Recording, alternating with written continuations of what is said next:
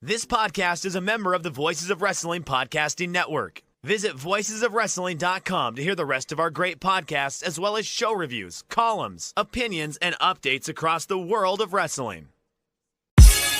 Competition starting to get thick, it's the click, so I hope you watch your A game. A made no lames on the track when we unite and spit. This isn't A game, better bring your A game. Competition starting to get thick, it's the click, so I hope you watch your A game. A made no lames on the track. Hey now, it's the Mike and JD show, and I'm your host, Mike Gilbert, and I've definitely brought my A game just like God Illa today. I got a very special guest, former NFL linebacker. He is a two-time All-Pro, three-time Pro Bowler, a former number 12 overall draft pick by the San Diego Chargers in 2005. Mr. Shawne Merriman is here. How you doing, Sean? Hey, what's up, man? How you doing? Doing good. Hey, I really appreciate you being here, man. We kind of had some like a little back and forth on Twitter, very friendly, nice exchange. I thought it was really cool that you had reached out, and we were talking about some TNA wrestling on Lights Out Sports, the new app that you got going on. So let's talk about that, man. So you got a free sports TV streaming service. You got a lot of stuff on there. You got TNA wrestling, of course, MMA, kickboxing, chess, poker. It's currently available on all major platforms like Apple TV, Amazon, and Roku. So tell me about this Lights Out Sports. Yeah, man. So, after I retired, I got straight into TV. I went to NFL Network a couple of years. I went to Fox Sports a couple of years after that, ESPN a couple of years, and back to Fox Sports. And then also I was at the launch of WWE Network. So I hosted the WrestleMania when it was in New Orleans at Monday Night Raws, SmackDowns, and so I've done pay-per-views with WWE before, and I just had a kick-ass pay-per-view done with TNA Wrestling like two months ago. So I've been around these spaces for a long time, man, understanding like how TV works, production works, and how this whole thing operates. So I wanted to create an all sports platform, like a locker room vibe of just all sports, and make it free, right? I thought that was very important to us too, to have a free platform that you don't have to sign up or do anything like that. You just go download the app, and then you start to dive into some of the content. But to me, I think the coolest part is like these channels, different variety. Like we got Outdoor America coming on, with your fishing, hunting stuff. World Poker Tour has been big on there. Speed Vision is coming on, which is your top motor sports channel. So we're just constantly growing, man. And you can get us from every major TV platform, as some of the ones you just said: Roku, Apple TV, Amazon Fire, iOS, and Android. So yeah, definitely check us out. Yeah, absolutely. I downloaded it on my Apple TV just yesterday after we had talked, and it's kind of like Pluto TV but for like sports fans. So if you're like a hardcore sports fan and you like stuff like Pluto TV where they have all the 24-hour free streaming stuff like that, well, you can get all of that on Lights Out Sports. It's very easy to use. I have it on my Apple TV. It works great. No lag, no nothing like that. It's been a pretty cool product. I actually checked out some TNA wrestling stuff on there. It helps me out with my podcast. So let's talk about Lights Out MMA though, or Lights Out Extreme Fighting. So you started that back in 2019, and that is probably your premier product on Lights Out MMA. So how has that been going? It's been crazy. So I got into MMA. I started training back in the mid 2000s with Randy Couture and Chuck Liddell, Tito Ortiz, like all these guys. I was just around. Yeah. And I was doing it for my football workouts. I didn't even have any idea that I was just going to, fall in love with the sport and be around it. Now for almost 17 years, I just got into it to help my hand-eye coordination to be a better football player. And I started training with these guys, grappling. I started getting into sparring during the off seasons. And so when I ended up launching Lights Out Extreme Fighting in 2019, I just knew that that's what I want to do. And I was talking about, being at Fox Sports, being at ESPN, being at, WWE Network. Like I understood how network TV goes and production goes. So knowing the sport of MMA and also the TV side, the production side of things, we started out and it was great. So now Lights Out Extreme Fighting is exclusively live on Lights Out Sports TV. And we got a crazy fight. We got a big fight coming up here in a couple of weeks. June 15th. It'll be in San Diego. Start time is 7 p.m. Pacific. We got like 16 fights. And that's the cool thing about being, kind of on my own service and doing it how we're doing it, because we can, one of our last show was like almost 4.5 hours long. Wow. And so like we could just have as many fights as we want to. And it drove like a little under 20,000 people on the app around that time. Which is insane for like a brand new app. You know what I mean? Yeah, it is. That's awesome. And you guys are not beholden to like a network. So you guys can go short as you want, go as long as you want. It just depends on the card that you're able to put together, right? Yeah. And so even now we can, I always try to have less when we were on like Fubo and Bally's, Amazon Free. What I would do is I would have less amateur fights because I know everybody don't want to always see the amateurs, even though I like to put the amateurs on. Yeah. Now this fight we got coming up, we got 8 amateur fights, 7, 8 amateur fights, and like 7, 8 pro. And so for me, like those amateurs are going to turn pro with us. And we have the next up and coming superstars. We got like 2 or 3 guys the UFC's looking at right now. Yeah. From our last fight. And we think could possibly end up at Dana's Contender Series or the UFC, who knows. But that's the thing, man. We wanted to be one of the most official feeders out there to the UFC. And like that is, for me, that's success. If we can successfully do that, man, that's really, really big for us.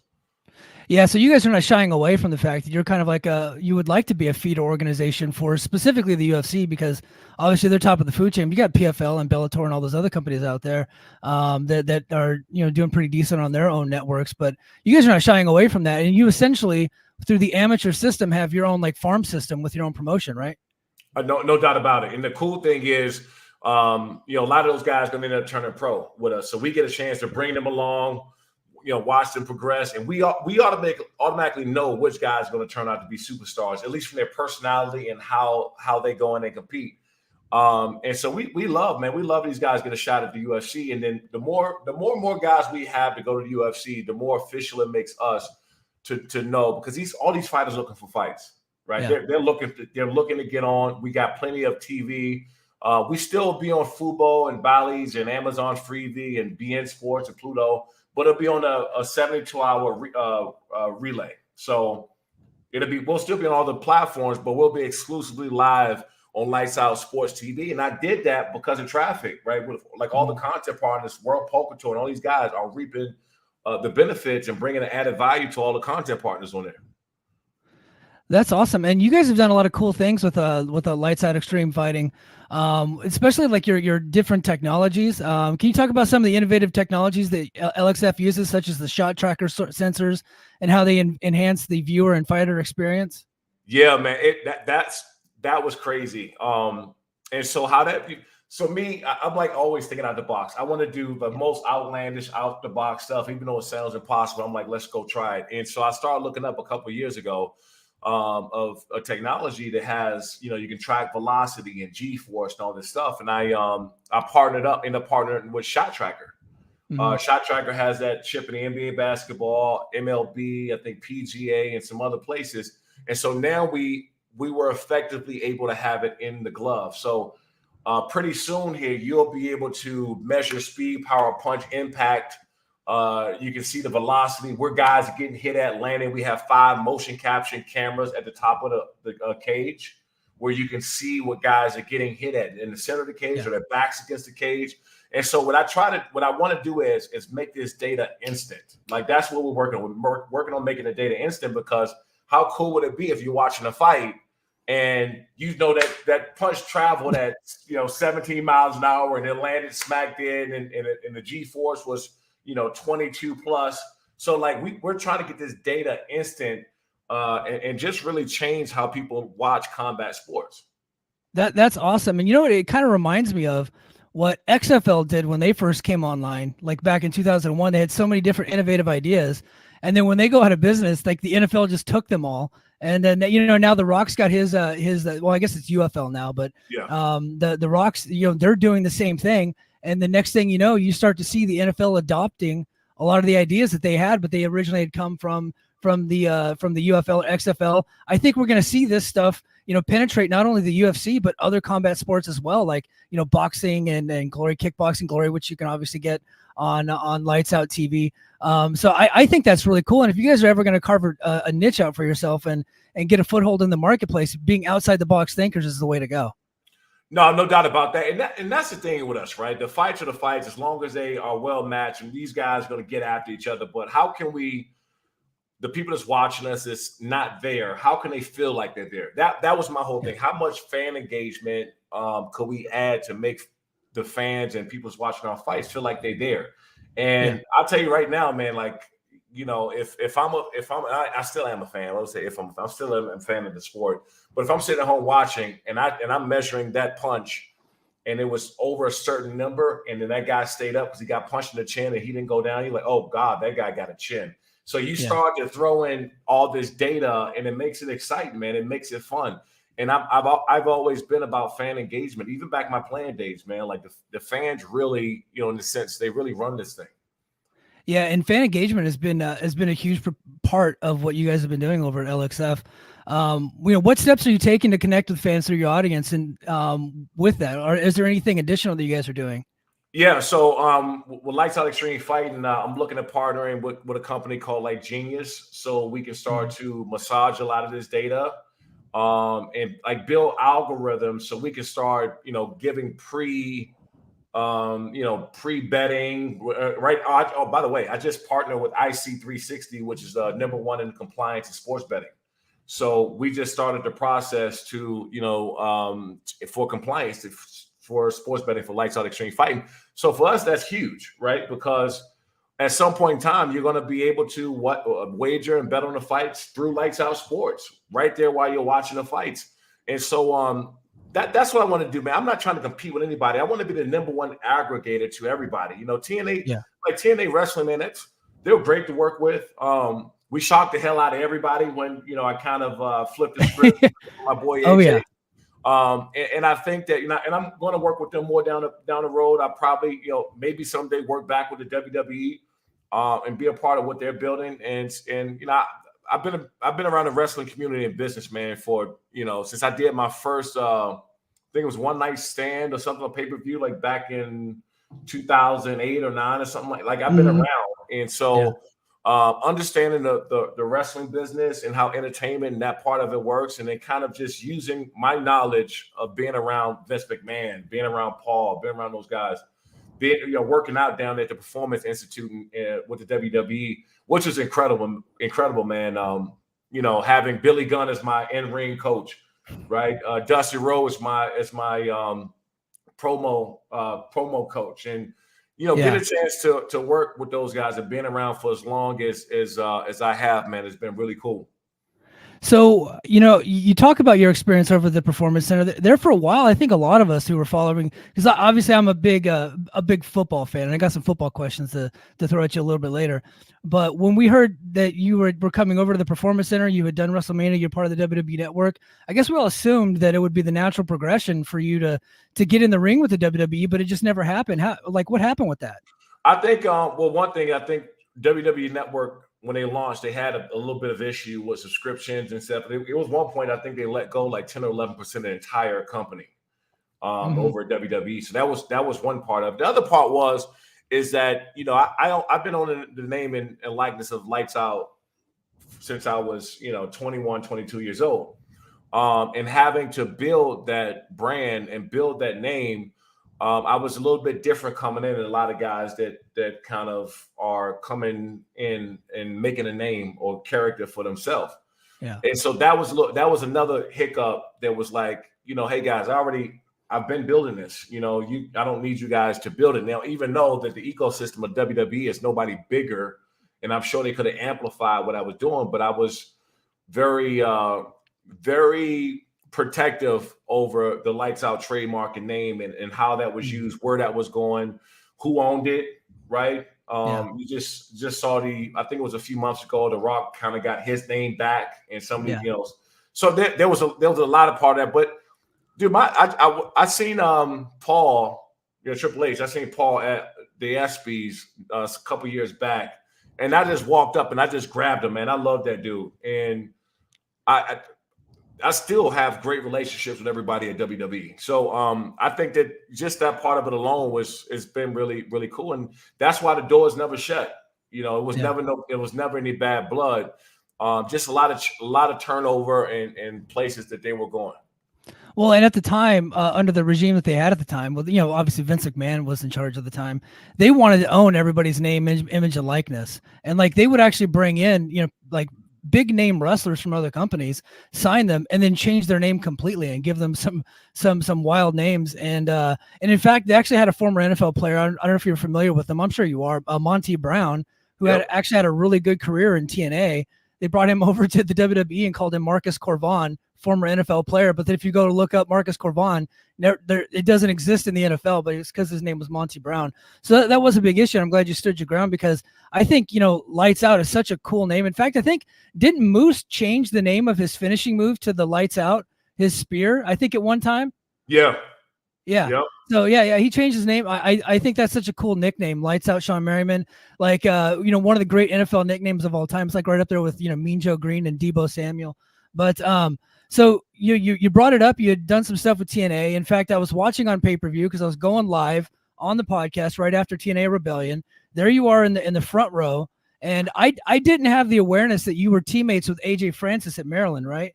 Well, we just missed each other. I'm a little older than him. Oh, okay. But I still I'm still sitting on the board, and I'm still back in the school. So we all knew each other. Same thing with Dean, with Mojo, all of us, who went to Maryland and played and had that relationship there.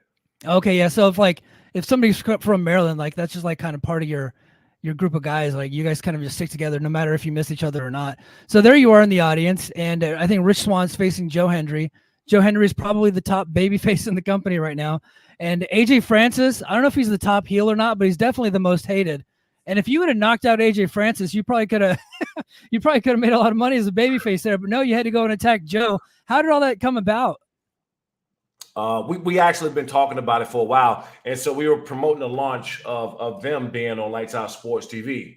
And so we thought, you got me?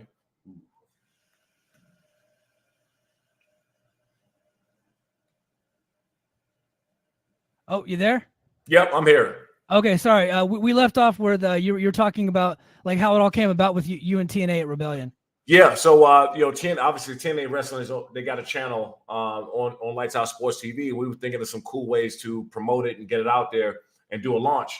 But I still talk to the wrestling. I still talk to a lot of people in the wrestling community in general. And so when that opportunity with TNA came up, I was like, yeah. You kidding me? Like, I've already, I've trained with some of the best in the world and been around, and but it was my first time being back doing in-ring stuff in about almost 7 years. Yeah. And so it was a cool moment, and to get the reaction that we did out the crowd, that to me is always the best, to shock the hell out of people. And I didn't, me and AJ kind of went in, and you had no idea. And then just flip on Hendry like that was great.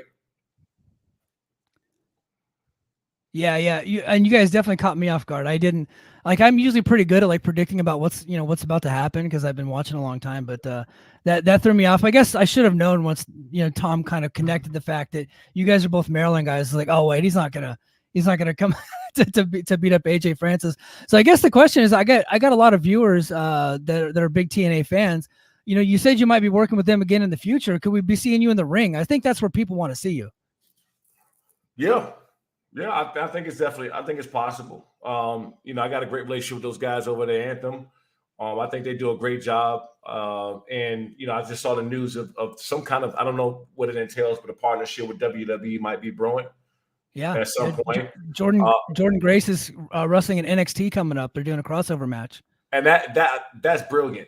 That's brilliant, man, because TNA is great and NXT is great.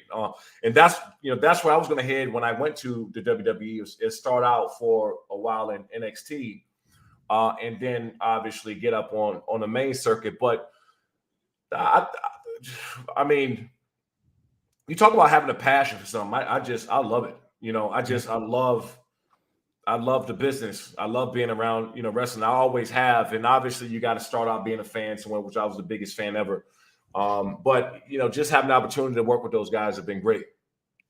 Yeah. I mean, and obviously right now, like in TNA lore, you're currently a villain, but I think the ultimate money is Shawne Merriman versus Moose. Moose took the name for his finisher. He was an offensive tackle. He blocked for Michael Vick and Tom Brady. You're one of the premier pass rushers of all time.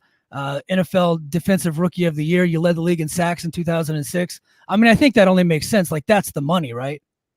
I like it. I mean, I think that people would love to see it. I know we will put on a hell of a show. And who knows, man? I mean, some wilder things happened before, and I wouldn't count it out. I wouldn't count it out that I'll be doing something with them very soon. A couple more questions, then I'll go ahead and let you go. I know you're a busy guy with you got like so many different jobs. It's insane. I don't know how you got time to do all these things, and then plus be able to come on my podcast. So I greatly appreciate it. What is one lesson that you learned in your playing career that you've been able to adapt to your career as an entrepreneur on the outside? I was so relentless as a player, just the way I approach and how I played the game and my mindset that's kind of rolled over to everything I got going. I'm relentless, man. Like, people sometimes think that, when I got all this stuff going, I just walk in the meeting rooms and everybody like, oh yeah, Shawne Merriman. Yes, let's work with him or let's do this deal partnership. And sometimes it's me knocking down the doors consistently and being as relentless as I was on the field to what I'm doing. And I prepare like hell, man, like in everything. It's like me watching film. I used to watch film of those offensive tackles, those formations and what they run in so I can get a better key off the snap, a better pass rush and time to snap and jump off the line of scrimmage. I prepare for everything. When we knew that I was going to be working with TNA at some capacity and WWE, like I'll train. I'll go down. I went down there to the Performance Institute. I'll train it in Vegas and I'll find, a coach and I'll train for a few weeks or whatever it takes in order for me to get prepared and get ready. And so I think that, the preparation part of it, the mindset from football is kind of spilled right over into everything I'm doing. And that's why I was able to jump into the streaming business and have this amount of success this early because I was preparing to see what's in the market, seeing what people wanted. And I feel like there's some of these niche sports was under, how do you call it? Just underappreciated in a way because sometimes you got these big streaming services, which is great. I'm still a subscriber to all of them, but you got some niche sports that's just not getting the love that they should. And people love it, but they're not going to look through over 300, 400 channels looking for that one sport. And so I wanted to create something that's in one place. And that just went into the preparations of getting there. That's awesome. I'm in the Air Force. I'm a master sergeant. And one of the things I always tell my airmen is like, I don't need you to be the smartest person in the room ever, but I do need you to be the most prepared, right? You got to prepare your mind. You got to prepare your body. If I'm going to send you to war, I need you to be physically fit. You got to stay prepared and stay ready at all times. So I love that mindset. I got a couple football questions for you because I never get to speak to an All-Pro NFL. Yes, an All-Pro NFL a linebacker and a former member of I still call them the San Diego Chargers. I'm having trouble like transitioning to Los Angeles, but they're a former Charger. And as a 49er fan, I gotta say I am pretty excited for you guys, and I'm actually a little bit nervous to have Jim Harbaugh be the coach of the Chargers. What do you think about that acquisition, and what do you see for them coming up in the future? And you predict success this season? Yeah, no doubt about it. And it's crazy. I was texting Coach Harbaugh probably last week. We were texting each other back and forth, and talking to him and seeing how he operates. I fully understand why he comes in and has success, either whatever organization or program he's with, because he comes in and starts to do things from day one. He's not talking Super Bowl. He's not talking playoffs. He's talking, let's get in the gym, let's get these workouts, and let's go and make it happen today. And when you do that over and over again, and you're so locked into that to winning that day, it automatically changes the mindset of everybody around you. And it starts at the top. That's, the Chargers, they got talent. I mean, you can't deny Justin Herbert's talent. You can't deny a Khalil Mack and Joey Bosa, Derwin James, Rashawn Slater. You can't deny those guys. But when you don't have the right leadership, it trickles down in a bad way as well. So you got somebody like Jim Harbaugh that's coming in, that's getting these guys to work. His first day, like talking about the gym, he had his strength conditioning coach at the press conference. Like we've never seen that before. But that's the mindset. So we don't know how well they're going to do. We know they're going to be a better team. But I I think they could be the best team coming out of that division this year. And I'm not, I don't want to, go against too much of the Super Bowl champs, but the Chargers have the talent to do it. It's if they go out and take it or not. Yeah, he turned around the program in San Francisco on year one. And he did that. Like Alex Smith was struggling for a long time, and then Jim Harbaugh and Greg Roman come in, and they completely just turned it around. And Vic Fangio took over the 49ers defense. He's one of the great defensive coordinators of all time, I think. And he turned that system around in year one, and he did it with a great pass rush and some pretty badass linebackers and Patrick Willis and Navarro Bowman.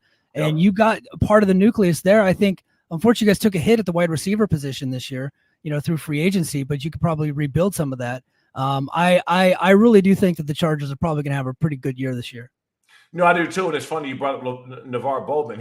He's Navarro Bowman. He's a linebacker coach for the Chargers. Yep. And he's from my area. He grew up in DC, in the DC area, Washington DC area. So that's little bro, and I'm so happy for him, man. And he should be in the Hall of Fame too at some point. I mean, I don't know 100%. If he'll be, when he'll get in or when he'll be up for it, but he should be, because I'm not saying that he was Patrick Willis, but he was up there.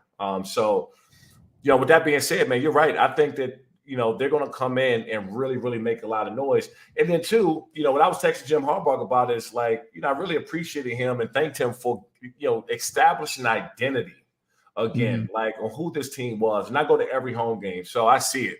And sometimes I'm looking at the games and I said, what the hell are these guys doing? Who are they? They don't know what they're doing on third down, and they can't get lined up, and they're getting ran on and getting pushed around. Like, these guys have no identity. So one thing they're going to have with Jim Harbaugh the first day, they're going to have identity. Yeah, absolutely. He's a tough, gritty coach, and I'm super happy for the Chargers and all the Chargers fans there. So you got your nickname by knocking dudes out on the field, which I don't think you can do anymore. You probably would have kicked you out, but you earned that nickname in high school. So I guess my question is who was your favorite quarterback to sack when you were playing? Tom.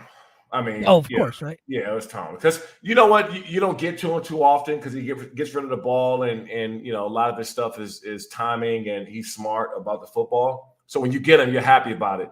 But I got him, I got him at key points during the games. I got him a couple times in the AFC Championship game. I got him like on the first play, coming out the gate, and we got them in the second round of the playoffs. And these are key times when you got to hit the best player, best quarterback to ever play. You got to hit them at those times. But the second is Peyton. Probably I love getting after Peyton. Third is Ben Roethlisberger. Then probably So those three, man, it's in those order. How I just love to hit. Yeah, 3 Hall of Famers. It's always more sweet when you get to take down one of the best, and Tom's obviously the best to ever do it, and I think Peyton Manning's clearly right behind him. And those old Chargers Patriots rivalries were pretty insane. At one point, I think when the Patriots played you guys, didn't some of their players like do the lights out thing after the game? And I know LaDainian Tomlinson went after them. It was a whole thing with those guys. That whole damn team. I think Bill Belichick was the only one and Tom wasn't the only two that wasn't doing the lights out dance. Yeah. But I was pissed off then when it happened. I didn't know it happened. I didn't find out everything that happened until I watched the local news after the game, because my head was down. I didn't know. I just looked up and I saw LT and Phillip Rivers in the middle of the field about to get in the fight. That's when I ended up running over there. But I had no idea they were all doing the lights out dance at the time until I watched the local news that night when I got home. So I figured out why LT and Phil was added the way they were. So yeah, that was a crazy time, man, to have a whole damn team kind of mocking the dance and stuff like that. Well, I mean, it says a lot about you and what you meant to your team to have. In my opinion, probably this might just be me reading it, but what I was watching on television, like LT was probably your team captain, maybe, or at least one of them, like the leaders of your team. To have him have your back like that is pretty tremendous. So is that why you ended up signing with the Bills? Is because you're like, I want to smash that dude a couple more times before it's all said and done? What's funny is I never beat him when I was on the Chargers. We ended up beating him when I was with the Bills, and that really pissed me off, because it's not. I love my Bills to death, but we have much better teams in San Diego. But I think the matchup problems and the rivalry being in the division, and we got, I think Tom threw 3 or 4 picks that day, but we was getting after him so bad. And I think the best part about that is it was after the game. You'd have thought we won the damn Super Bowl. Like I didn't know they hated the Patriots that bad out there until we beat them. Yeah. Yeah. So yeah, it's a big deal. And again, I got to go back to TNA wrestling. I think that's why you got to go kick Moose's ass. He used to play for the Patriots. He was the right tackle for them, blocking for Tom Brady. He's part of that Dynasty documentary that came out. I mean, I think that makes all the sense in the world. Yeah, I'll go kick his ass. Let me know. I'm down. All right, Tommy Dreamer, Gail Kim, you heard it here first. Shawne Merriman wants to go kick Moose's ass and win the TNA World Heavyweight Championship. Let's try to get that rumor started, and maybe something will come of it. Let's do it. All right, let's go ahead and one more time. Let's talk about Lights Out TV and let's plug your upcoming your Lights Out MMA event that's coming up. Yeah, Lights Out Sports TV. You can, if you got Roku, Apple TV, Amazon Fire, Apple, Android, you can get us all on any major CTV platform. We got great content there with World Poker Tour, Glory Kickboxing, fishing, outdoor hunting stuff is coming. Chess TV, which I'm a fan of now, had no idea. Swerve Combat, they got 15 different leagues and promotions on there. And then we got a huge fight June 15th, Saturday, June 15th, live at 7 p.m. Pacific on Lights Out Sports TV that you can get anywhere. And you want to get this one, man. We got 16, almost 16 fights in the night. It's going to be a long one. And then these are the next up-and-coming superstars of the sports. You want to make sure you catch this one. Absolutely. Again, Lights Out Sports and Lights Out Extreme Fighting. Thank you very much to Shawne Merriman. I really appreciate you being here. You're very gracious with your time. Going to go ahead and let you get back to your many, many hats. Thank you again very much. You got it. Thank you. Appreciate it. Yep. Take care. Bye.